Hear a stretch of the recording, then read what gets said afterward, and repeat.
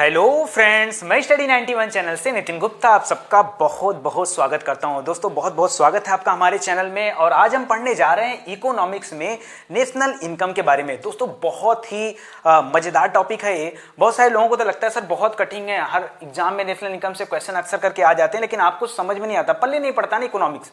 और वाकई ऐसे अगर नॉर्मल आप देखो किसी कोचिंग वगैरह में तो लोग इस टॉपिक को समझा भी नहीं पाते उस तरीके से, लेकिन मेरा तरीका थोड़ा सा डिफरेंट है। आप लोग जानते हैं, जो लोग यहाँ से बराबर जुड़े हैं वो ऑलरेडी जानते हैं कि स्टडी 91 पे चीजें किस तरह से पढ़ाई जाती हैं। तो ये शुरू करते हैं। आज बहुत इत्मीनान से इसको पढ़ने वाले हैं और बिल्कुल कंसंट्रेट होकर मेरी बात को सुनिएगा।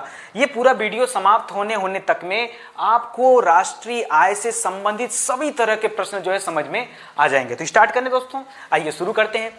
देखिए, अगर आपको राष्ट्रीय आय के बारे में समझना है तो पहले आपको जानना पड़ेगा राष्ट्रीय आय होती क्या है। ये राष्ट्रीय आय क्या चीज है?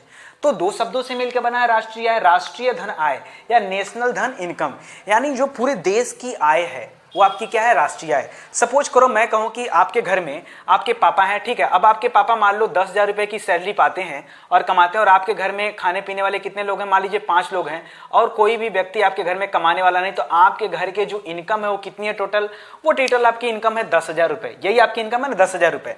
तो याद रखिए, इस तरह से दोस्तों बहुत इत्मीनान से आप समझते जाइए। जिस तरह से हमारे परिवार का एक इनकम होता है उसी तरह से हमारे राज्य का इनकम होता है, ठीक उसी तरह से हमारे देश का भी इनकम होता है। तो इसमें कठिन क्या है यार कि राष्ट्रीय आय क्या होता है? अरे जो हमारे देश की इनकम है वही राष्ट्रीय आय है। बिल्कुल बिल्कुल सही है, यही परिभाषा होती है। लेकिन अब अगर आपको पता करना हो कि सर हमारे देश की राष्ट्रीय आय पता कैसे किया जाए, बहुत इत्मीनान से समझना। मैं एकदम बेसिक से चल रहा हूं, ठीक है। मैं ये मान के चल रहा हूं कि आपको कुछ नहीं आता है और इस वजह से मैं आपको पढ़ा रहा हूं, और तरीका समझिएगा।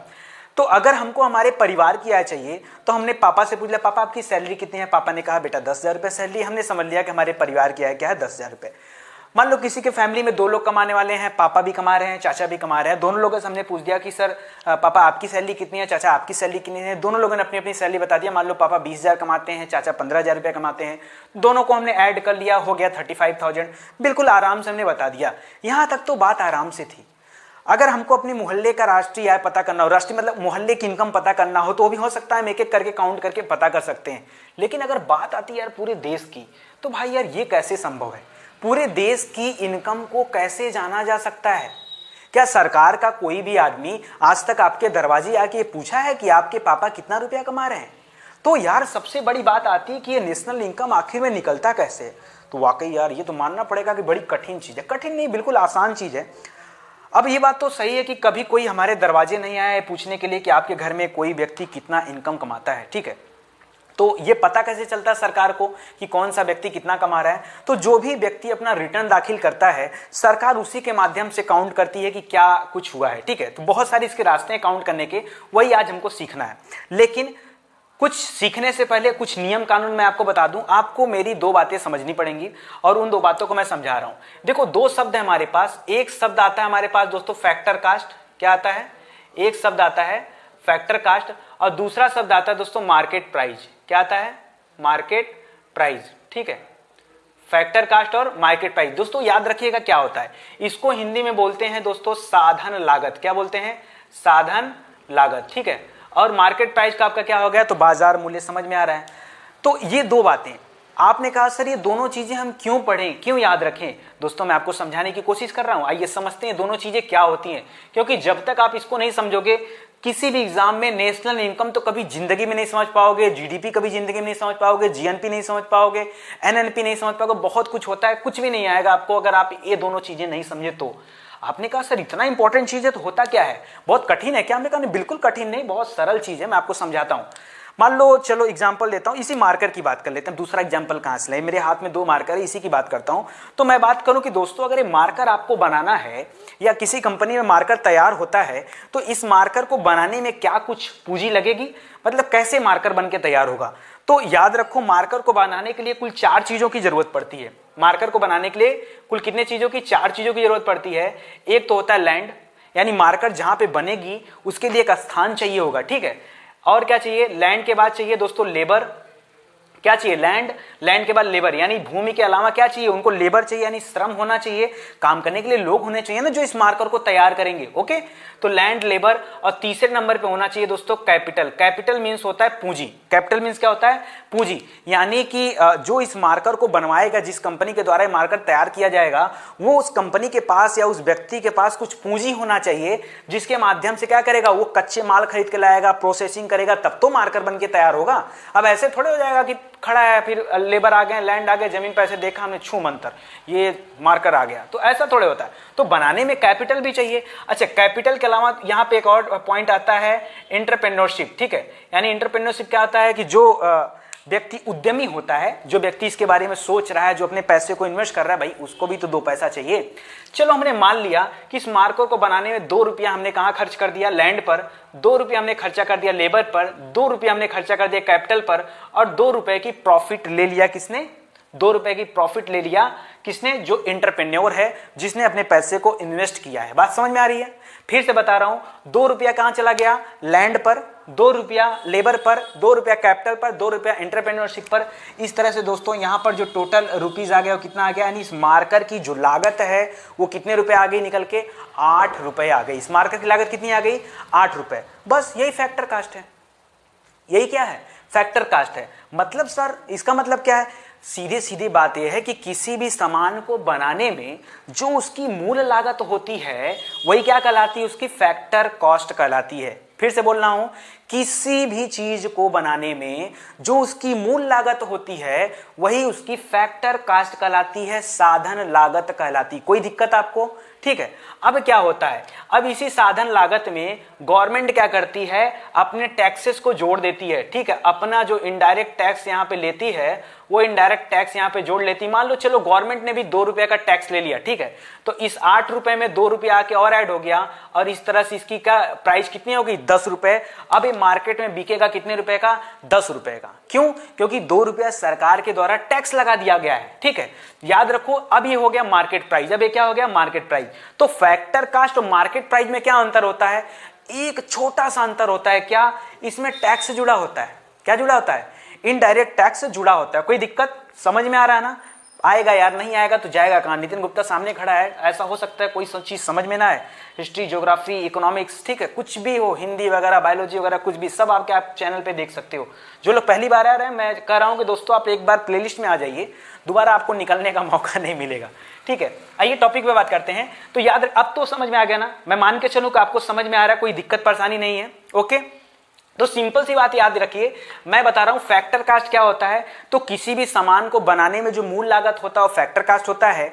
जब उसमें इनडायरेक्ट टैक्स जोड़ देते हैं तो उसको क्या बोल देते हैं? मार्केट प्राइस बोल देते हैं। ठीक है, अब थोड़ा सा मैं आपको अपग्रेड कर रहा हूं। ठीक है, अपग्रेड कैसे कर रहा हूं?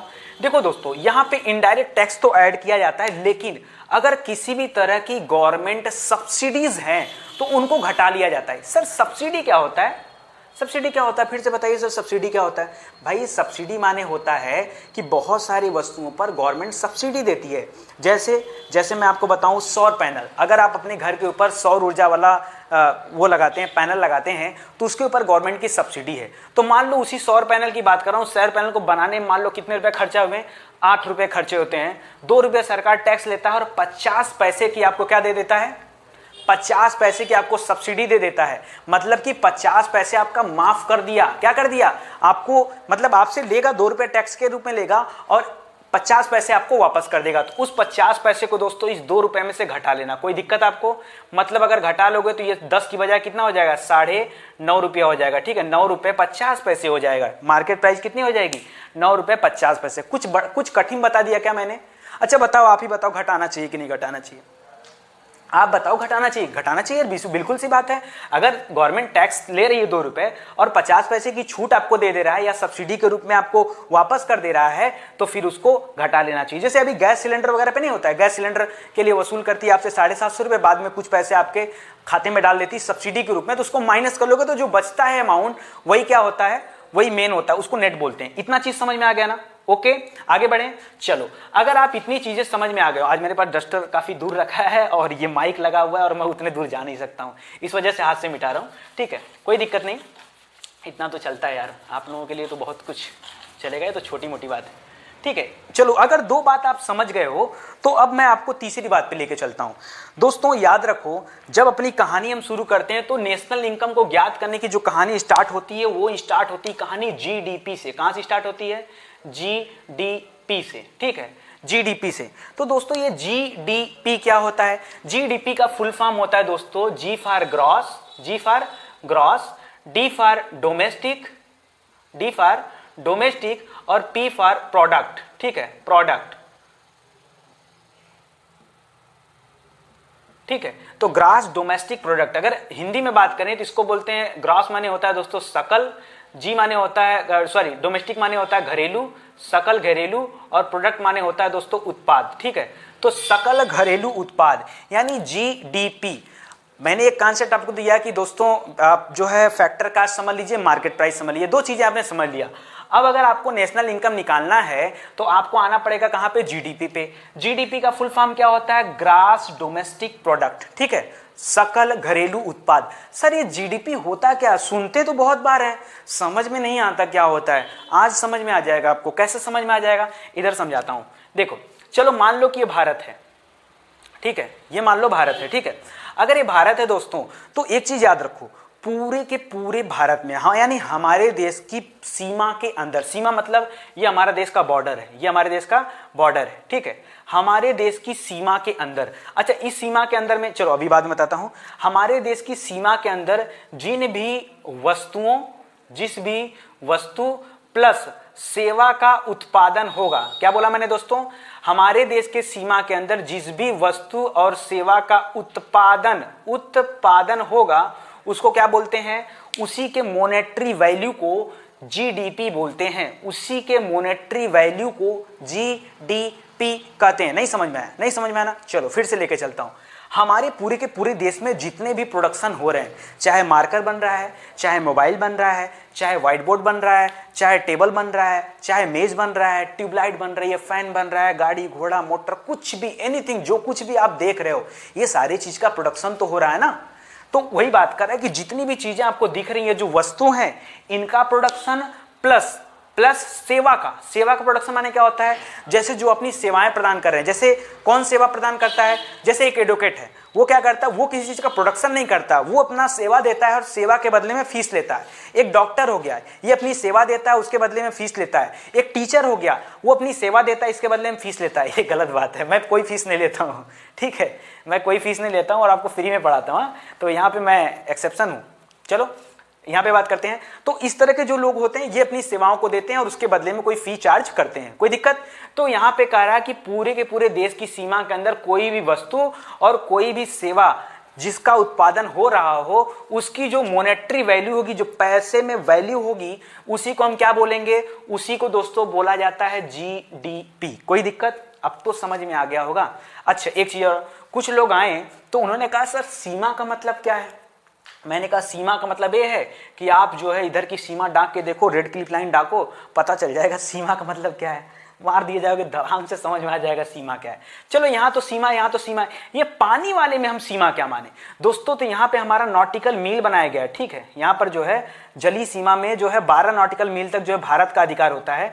तो यहाँ से जैसे केरल है, यहाँ से मछुआरे जाके मछली मारते हैं, ठीक है, यहाँ महाराष्ट्र है, ठीक है, तो यहाँ से जाके मछली मारते हैं, ठीक है, इस साइड से लोग मछुआरे जाके मछली मारते हैं। तो ये इसकी जो जलीय सीमा है इसको भी काउंट किया जाता है, इसको भी ध्यान रखिएगा, छोटी सी बात है तो इंडिकेट कर दे रहा हूं। तो जो भी आपका मॉनेटरी वैल्यू है वस्तुओं और सेवाओं के उत्पादन का, वही आपका क्या कहलाता है? जीडीपी। लेकिन एक दिक्कत है यार, पता है क्या दिक्कत है? यहीं से तो कहानी शुरू होने वाली है। क्या दिक्कत है?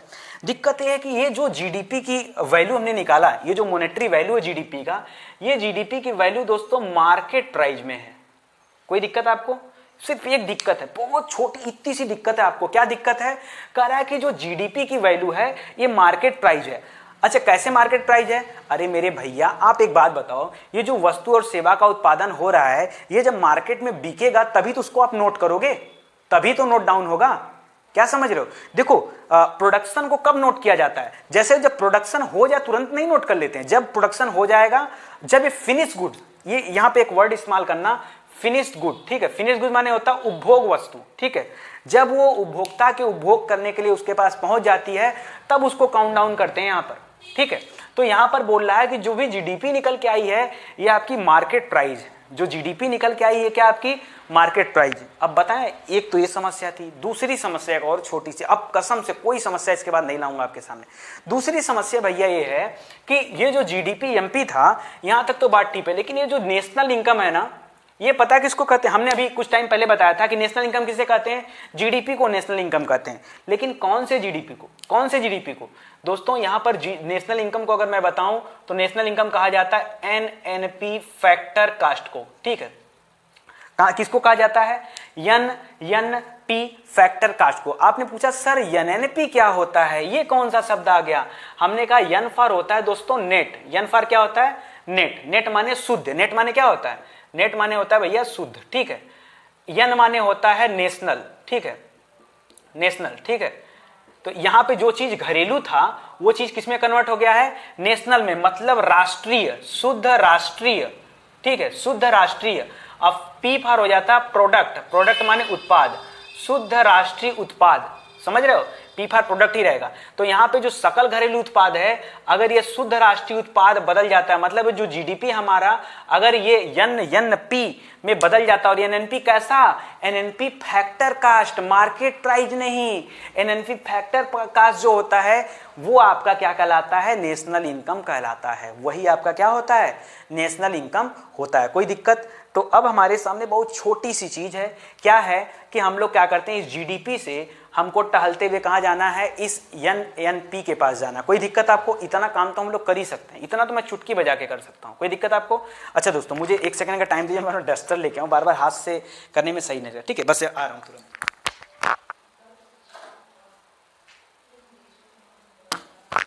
माइक तो लगा लें। चलिए, तो यहां पे बात कर रहा है, तो हमको सिंपल सा क्या करना है दोस्तों? सिंपल सा काम ये करना है कि जीडीपी एमपी से हमको कहां पे भागना है?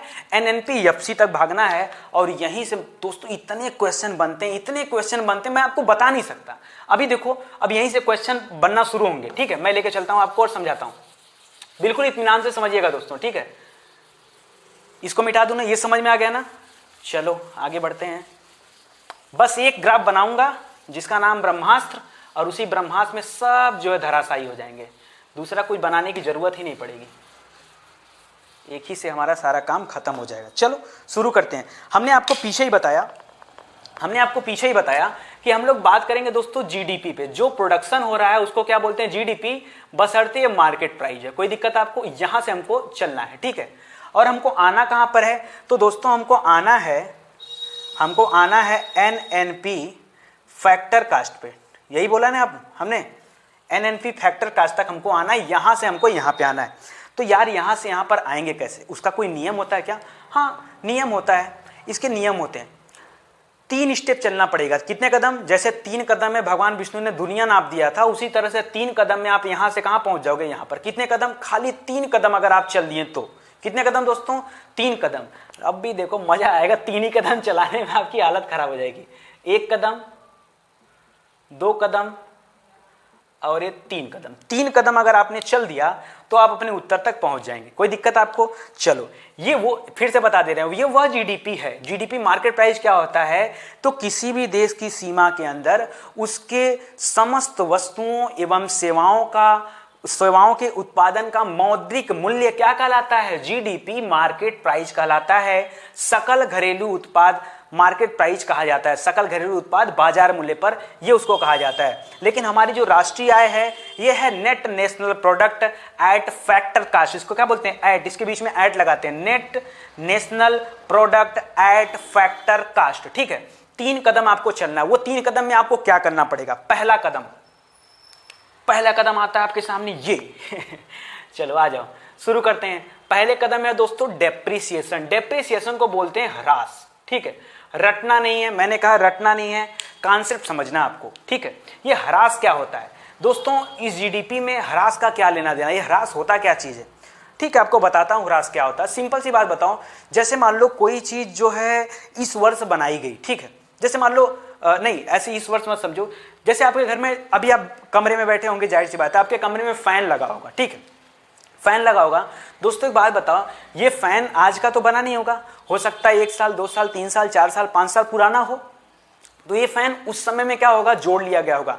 लेकिन इस समय इस फैन की मूल्य क्या है, तो उसको बोलते हैं, जो घटा के मूल्य होता है उसको डेप्रीसिएशन बोलते हैं। देखो मैं आपको समझा रहा हूं ऐसे, डेप्रीसिएशन को पहले समझते हैं। जैसे मान लो कोई भी चीज आपने कितने में खरीदा, मान लीजिए आपने कोई भी चीज 10,000 रुपए में खरीदा, ठीक है।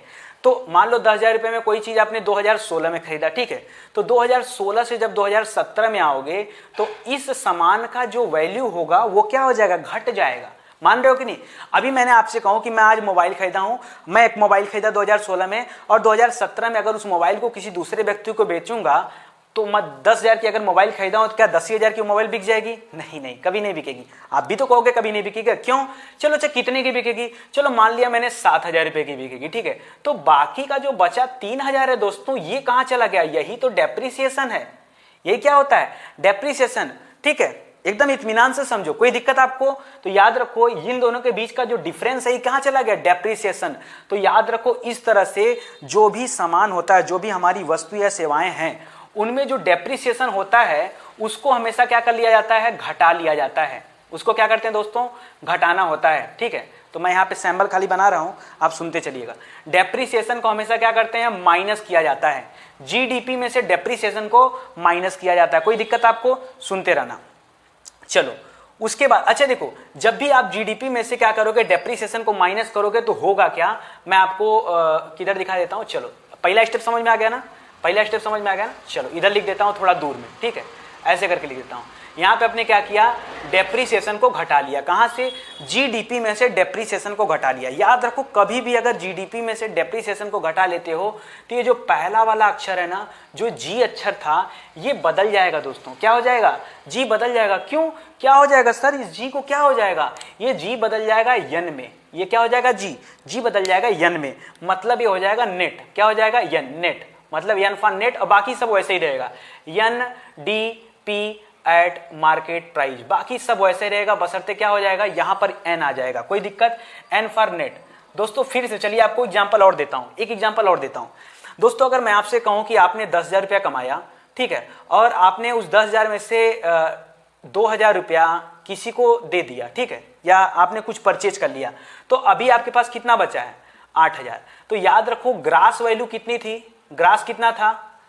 10,000, लेकिन नेट कितना है?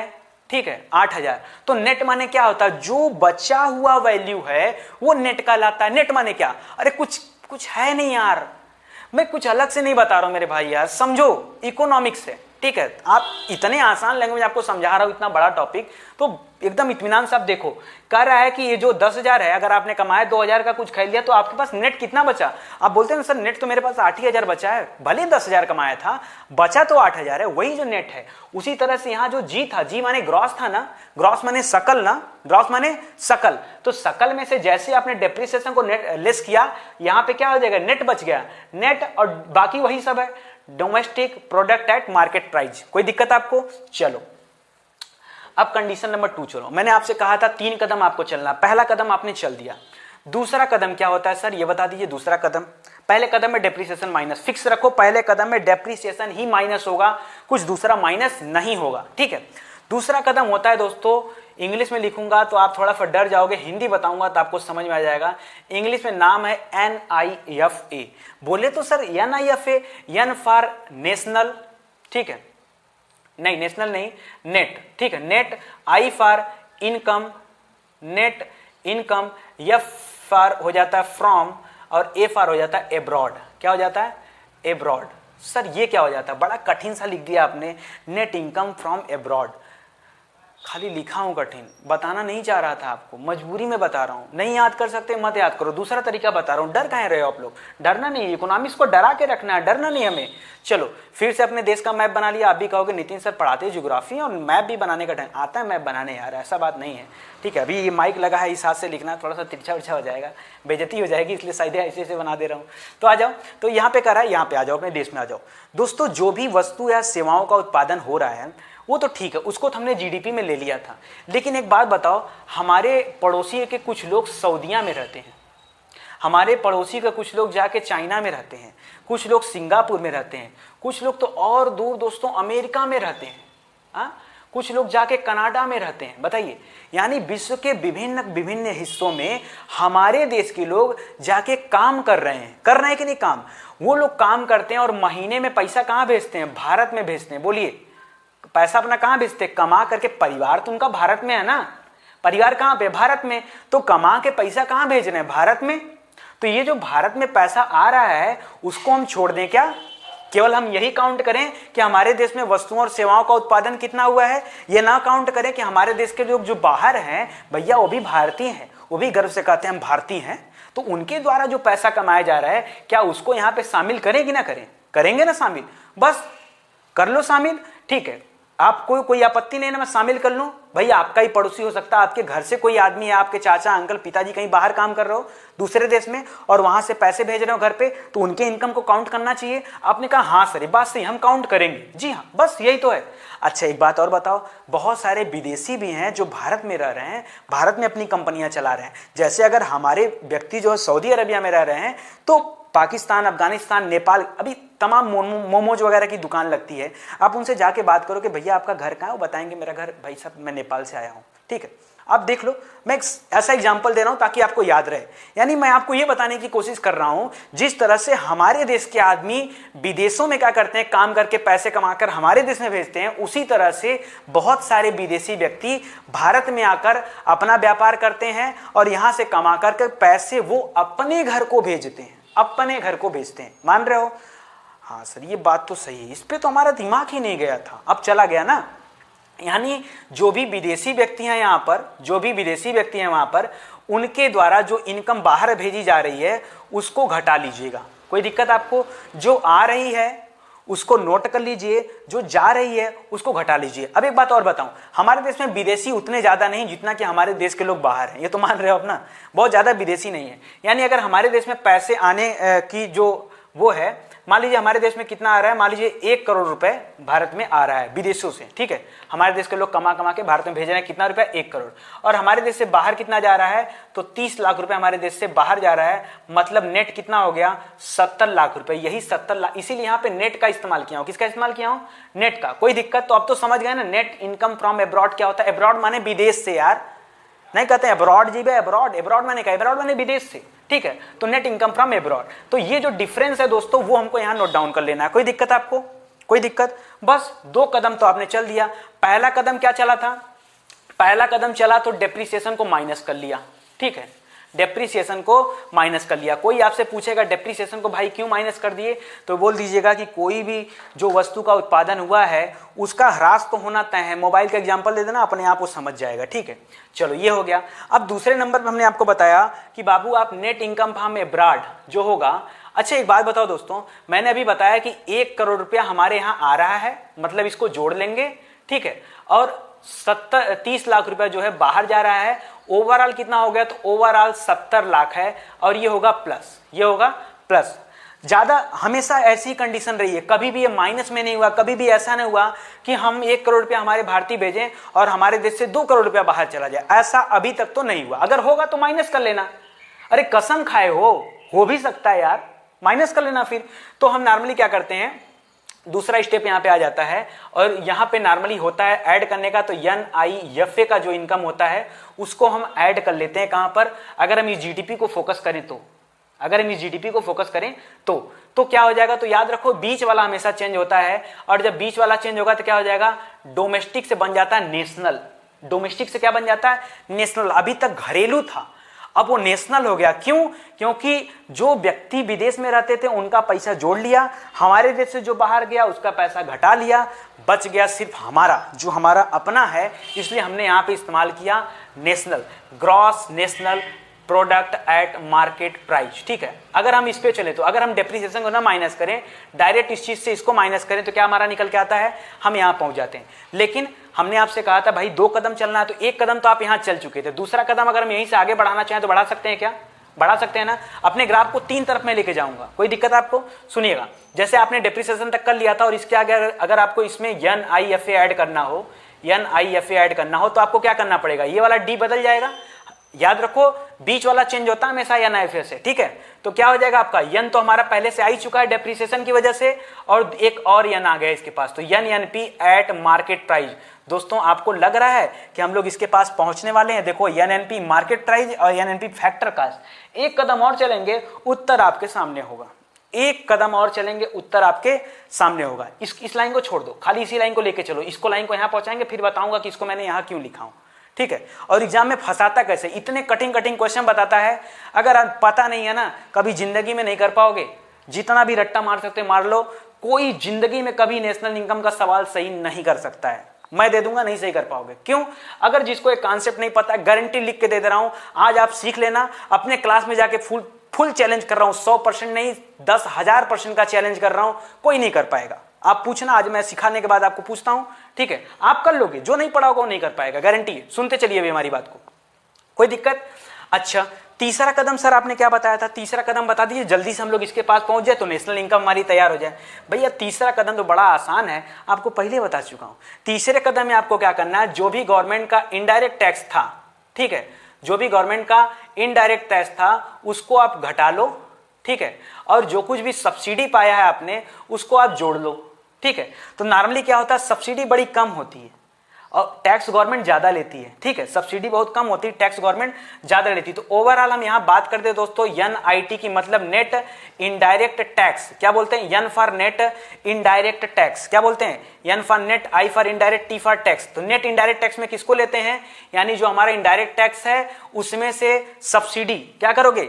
अरे यार देखो, minus indirect tax plus subsidy करोगे तो बात वही आएगी। जैसे मान लो आपके पास था 10,000 रुपया, 10,000 रुपया के बाद आपने गवर्नमेंट को 1,000 रुपये का इनडायरेक्ट टैक्स दे दिया, ठीक है, और गवर्नमेंट ने आपको 200 रुपये की छूट दे दिया।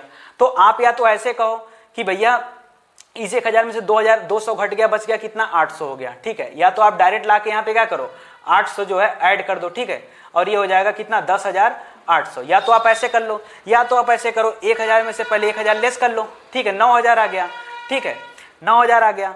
अब सॉरी 1,000 में से इनडायरेक्ट टैक्स ऐड होता ना, सब्सिडी माइनस होती, ये ऐड होगा, ये माइनस होगा, गलती हो गया, ठीक है। तो आप इसको ऐड कर लो, ठीक है, ऐड भाई, तभी तो आप 1,000 में से 200 घटाओगे तो 800 आएगा, नहीं तो माइनस 800 हो जाता ना। तो याद रखो 1,000 ऐड किया, जैसे 11,000 हो गया, माइनस 200 किया, 10,800 हो गया। पहुंच गए, यहां पर पहुंच गए ना। बस यही तो आपका तीसरा कंडीशन था, यानी नेट इनडायरेक्ट टैक्स। कोई दिक्कत आपको? पहला कंडीशन फिर से रिवाइज कर रहा हूं, पहला कंडीशन डेप्रिसिएशन, वो जब आता है तो पहला वाला नंबर चेंज हो जाता है। दूसरा कंडीशन NIFA, ठीक है, इसमें क्या होता है, बीच वाला चेंज होता है। और तीसरा कंडीशन आपका net indirect tax, net indirect tax. आओ समझते हैं इससे क्या होगा। दोस्तों अभी बता रहा हूं कि IAS और PCS जैसे एग्जाम में, या छोटे बड़े एग्जाम की भी बात कर लो, वहां पे क्वेश्चन कैसे बनते हैं और कभी आप सही क्यों नहीं कर पाते हो, उसका भी उत्तर मैं आपको देता हूं, ठीक है।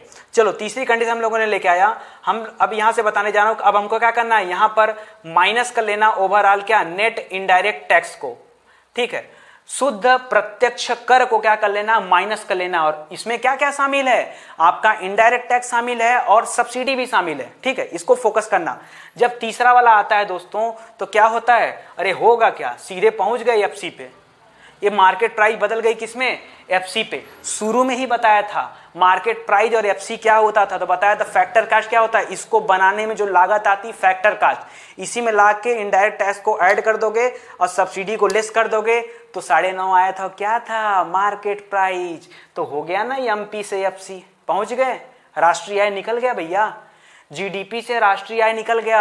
कोई पूछे जीडीपी मार्केट प्राइस से राष्ट्रीय आय कैसे निकाली जा सकती है, कह दो डेप्रिसिएशन को और नेट इनडायरेक्ट टैक्स को घटा लो और नेट इनकम फ्रॉम अब्रॉड को जोड़ लो, कहां पहुंच जाओगे, NNPFC पे। मतलब इसी को राष्ट्रीय आय कहा जाता है, यही तो हमारी राष्ट्रीय आय है, ये हमारी क्या है, राष्ट्रीय आय है। कोई दिक्कत आपको? कोई दिक्कत आपको? यही हमारी राष्ट्रीय आय है दोस्तों। अब यहां पे देखिए क्वेश्चन फंसाता कैसे आपके साथ, कैसे क्वेश्चन खिलवाड़ करता है, मैं उसके बारे में बताऊं। या तो क्वेश्चन हिंदी में देता है या तो क्वेश्चन अंग्रेजी में देता है, ठीक है। अच्छा, सबका मीनिंग तो आप समझ रहे हो ना, नहीं समझ रहे हो तो बता देना। देखो जी फॉर मैंने बोला था gross domestic product, gross domestic product, ठीक है। तो यहां हो जाएगा सकल घरेलू उत्पाद, यहां पे लिख दे रहा हूं, चलो अच्छा, जिनको नहीं याद है वो यहां से देख लें। जी फॉर होता है हमेशा ग्रॉस, जी फॉर क्या होता है, ग्रॉस, और ग्रास माने होता है दोस्तों सकल, ठीक है, ग्रास माने होता है सकल। एन माने होता है हमेशा नेट, एन माने क्या होता है नेट, नेट माने होता है दोस्तों शुद्ध, ठीक है। और इसके बाद जो हो गया, अच्छा इसके अलावा एक और नेट होता है, ये जो बीच में कभी भी नेट आए, एन वर्ड आए तो उसका मतलब होता है नेशनल, क्या होता है नेशनल, ठीक है। नेशनल माने होता है राष्ट्रीय। और कुछ छूट रहा है, एक और है आपका डी, डी फॉर होता है डोमेस्टिक, डी फॉर क्या होता है डोमेस्टिक, ठीक है। डोमेस्टिक माने होता है घरेलू, डोमेस्टिक माने घरेलू। अच्छा और क्या होता है पी, पी फॉर होता है प्रोडक्ट, ठीक है।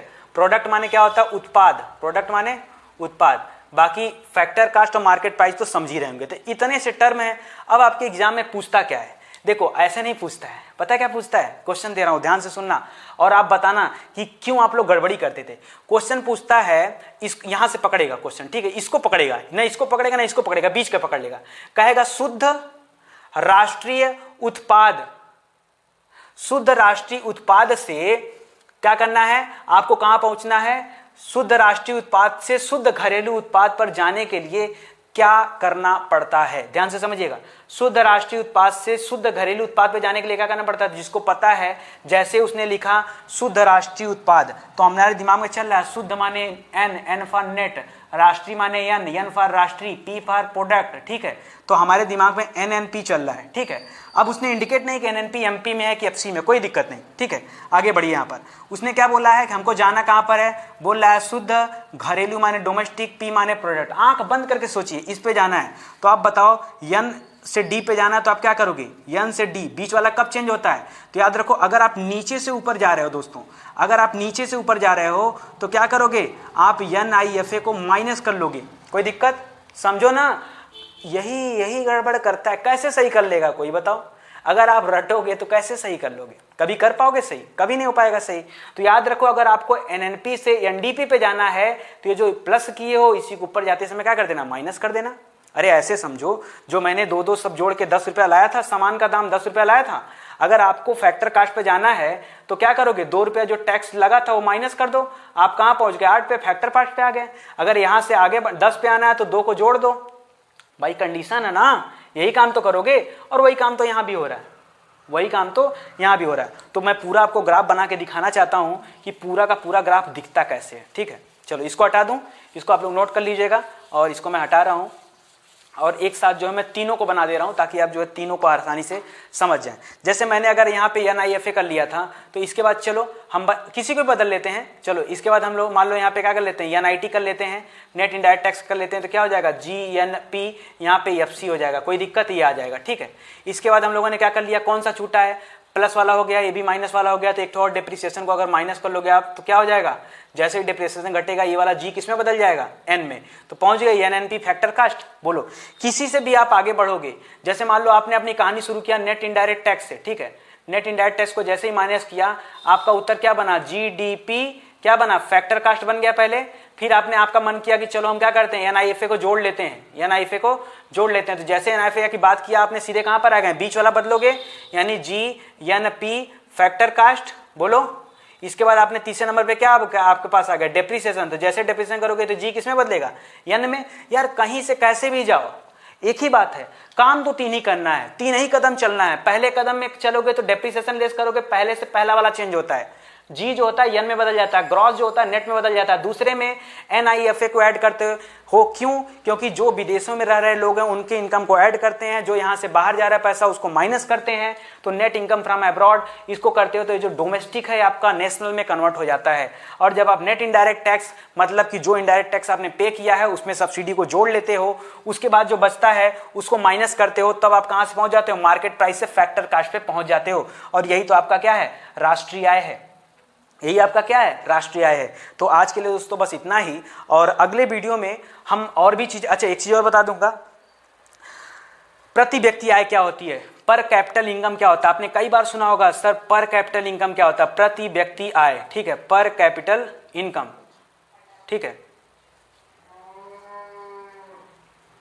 ठीक है। तो ये क्या होता है, याद रखो जो भी राष्ट्रीय आय है इसमें अगर टोटल पॉपुलेशन से भाग दे दोगे, देश की जो हमारी कुल पॉपुलेशन है अगर इससे भाग दे दोगे तो ये प्रति व्यक्ति आय निकल के आ जाएगी। जैसे मैं बताऊं कि आपके पिताजी 10,000 रुपये कमा रहे थे और आपके घर में कितने लोग थे? 5 लोग थे। कितने लोग थे? 5 लोग थे भाई। एक पापा हैं, एक मम्मी हैं और उनके 3 बच्चे हैं, 2 भाई और 1 बहन। कुल कितने लोग हैं? 5 लोग। तो अगर मैं पूछूं कि पर कैपिटल इनकम कितनी है तो 10,000 कुल इनकम, ठीक है, बटा टोटल पॉपुलेशन घर की कितनी है? 5, यानी 1 लोग के हिस्से में जो इनकम आता है वो कितना आता है? 2,000 रुपये। कितना आता है? 2,000 रुपये। ठीक है, तो ये हो गया, क्या लिख दिया मैंने? ठीक है, 2,000 रुपये आता है। ओके, तो ये ऐसे क्या करते हैं, जो हमारा राष्ट्रीय आय है यानी एनएनपी फैक्टर कास्ट में अगर टोटल पॉपुलेशन का भाग दे दोगे तो पर कैपिटल इनकम यानी प्रति व्यक्ति आय जो है वो निकल के आ जाएगा। ठीक है, पर कैपिटल इनकम प्रति व्यक्ति आय निकल करके आ जाएगा। इसको याद रखिए, बस इतना ही लेके चलते हैं। अगली कहानी एक समस्या के रूप में आपके सामने मैं क्वेश्चन रख रहा हूं, अगले में मैं आपको वही समझाने वाला हूं। मैं आपसे कहूं दोस्तों, आपको लगता है कि जीडीपी एमपी को पाना आसान काम है? आपको लगता है पूरे देश में भैया आप कैसे पता करोगे कि कितने वस्तुओं का उत्पादन हो रहा है, कितने सेवाओं का उत्पादन हो रहा है? क्या लगता है, पता कर लोगे? कैसे करोगे? अगर जानना है तो आइए हमारे नेक्स्ट पार्ट में, और नेक्स्ट पार्ट में मैं आपको सिखाऊंगा आखिर में ये जीडीपी एमपी कैसे लाती है सरकार, कैसे लाती है। हमने तो पढ़ लिया कि भारत की सीमा के अंदर जो भी उपभोग वस्तु होंगी, सेवाएं होंगे, उनका कुल मौद्रिक मूल्य क्या कहलाएगा? क्या कहलाएगा? जीडीपी एमपी कहलाएगा। लेकिन एक्चुअली में इसको निकालेंगे कैसे, तो इसके लिए अगले पार्ट में बात करेंगे और वहां मैं आपको बताऊंगा कि कुल सरकार की 3 विधियां हैं। कुल कितनी विधियां हैं? 3 विधियां हैं। एक विधि का नाम है एक्सपेंडिचर मेथड, सबसे अच्छा मेथड माना जाता है एक्सपेंडिचर मेथड। ठीक है, तो वही बता रहा है कि जीडीपी काउंट करने की कुल 3 विधियां, पहला एक्सपेंडिचर मेथड, दूसरा है इनकम मेथड और तीसरा है प्रोडक्शन मेथड। 3 तरीके को आजमा करके आप क्या करोगे, किसी भी सवाल का उत्तर आप पा जाओगे कि हम जीडीपी को कैसे निकालेंगे। तो उम्मीद करता हूं दोस्तों कि ये आपको समझ में आ गया होगा और बहुत सारे क्वेश्चन भी यहां से आते हैं, तो मुझे एक दिन का और समय दीजिएगा, मैं आपको उसमें जीडीपी की टॉपिक कंप्लीट कर दूंगा, तो आपको ये पूरा का पूरा टॉपिक और पूरा का पूरा कॉन्सेप्ट क्लियर हो जाएगा। कोई दिक्कत महसूस होता है तो आप हमें कमेंट में मैसेज करिएगा, मैं आपके कमेंट को पढ़कर नेक्स्ट वीडियो में जो भी कंफ्यूजन होगा उसको मैं दूर करने का प्रयास करूंगा। इसको समझ लीजिएगा, कोई भी दिक्कत परेशानी होती है तो आप कमेंट में बताइएगा, मैं उस चीज को सॉल्यूशन करूंगा। ठीक है, चलिए बहुत बहुत धन्यवाद आपका, थैंक यू सो मच। अगर क्लास अच्छा लगा हो दोस्तों तो इसके ऊपर कमेंट जरूर करिएगा और जो भी नीचे अंगूठे का बटन होगा, लाइक्स, ठेंगा नहीं होता है अंगूठा, लाइक्स, ठीक है, तो लाइक्स पे जरूर से लाइक्स करिएगा ताकि मुझे भी पता चले कि बहुत सारे लोगों को वीडियो अच्छा लगा है। नॉर्मली मैं लाइव क्लास कभी देता नहीं हूँ, लेकिन ऐसे ही थोड़ी सी अच्छी टॉपिक थी तो मैंने कहा चलो लाइव आ जाते हैं सामने। और एक चीज़ और दोस्तों कि अगर आपके चैनल पे किसी भी तरह का एडवर्टीजमेंट आता है तो प्लीज़ उसको पूरा देखा करिए, उसको स्किप मत किया करिए। बहुत विनम्र निवेदन है दोस्तों, देखिए वही एक जीने का आधार है ठीक है, क्या है ना कि और कोई काम नहीं है। अभी सबको अगर फ्री में सुविधाएं दिया जा रहा है, सब कुछ फ्री ऑफ कास्ट दिया जा रहा है, तो आपसे कुछ कहा जा रहा है, छोटी सी चीज़ तो कही जा रही है कि नहीं। अगर आप थोड़ा सा मदद देखो, आप हमको समझो, हम आपको समझें, क्योंकि यह एक परिवार है। हम दोनों लोग जब एक दूसरे की भावना को समझेंगे ना, तभी हमारी ज़िंदगी जो है आगे बढ़ सकती है एकदम ईजी मोड में। हम आपकी हर भावना का ख्याल रखते हैं, आपका कमेंट आता है, मैं पढ़ता हूँ, चीज़ों को देखता हूँ, समझता हूँ, आपको हर एक विषय का नोट्स प्रोवाइड करता रहता हूँ। अब अकेला आदमी क्या करूँ, 4 हाथ होता तो 2 तो पीछे लिखता रहता, खटाखट खटाखट, इधर बात करता रहता है, ऐसा हो जाता। ऐसा तो है नहीं, तो अभी 2 ही हाथ है, तो उसी हिसाब से अकेला आदमी क्या क्या करेगा। ठीक है, तो आहिस्ता आहिस्ता मैं कोर्स को कवर कर ले रहा हूँ। जो सुबह शाम आपका क्वेश्चन आंसर का डोज दिया जा रहा है वो आप जरूर पढ़ा करिए, चाहे आपको आ रहा हो चाहे ना आ रहा हो। उससे क्या होता है, देखो 1 घंटा में मैं 250-300 क्वेश्चन आपको रिवाइज करा देता हूँ। सोचो 1 महीने बाद क्या होगा। अगर एक टाइम में आप 250-300 क्वेश्चन पढ़ते हो तो 2 टाइम में 600-700 क्वेश्चन, और मैं जब उसको डिस्क्राइब करता हूं तो 1000 क्वेश्चन, महीने का 30,000 क्वेश्चन, नहीं 30 तो 25 है, 25 नहीं तो 20,000 है। अगर महीने में 20,000 क्वेश्चन आपकी आंखों के सामने से गुजर रहा है तो बताओ फिर कोई एग्जाम रुकने वाला है? कभी कोई एग्जाम नहीं रुकेगा। तो बिल्कुल परेशान मत होइए, अच्छे से तैयारी करिए बढ़िया से और पढ़ते रहिए। Best of luck, good luck, बहुत बहुत धन्यवाद आपका, थैंक यू सो मच।